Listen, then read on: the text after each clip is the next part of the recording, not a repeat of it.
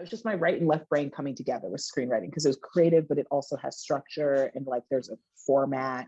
And so it just made me feel like both sides of myself, the smarty like nerd side and the artistic nerd side were combining on the page. And I was like, oh, I love this. I want to do this. Yeah. Curious, how much of being like, I guess a writer in general, but even more stepping into the EP territory, how much is that left brain, right brain, mashup really necessary, or is it necessary?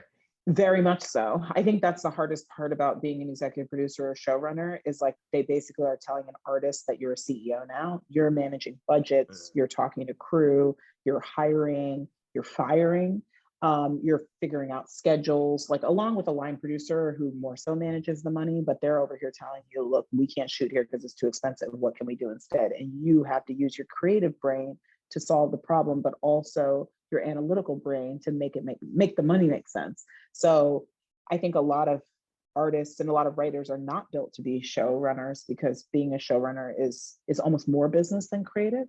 It's a lot of that side. But I think it's weird. Like I definitely, there was a moment where I think I don't know when it was, where I was just like, oh, I have both. Like, I don't know exactly. It wasn't like for my first screenplay, I was like, I have both. Like, but somewhere along my journey, I was like, oh, I'm going to be a showrunner because I have both sides. I have the creative and the business side.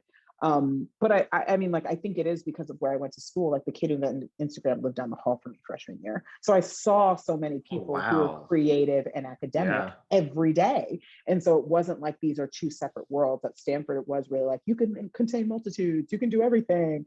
And so I think I was just sort of geared to think that way, that like, oh, you can do both sides of it. So I believed I could. Yeah. Got you.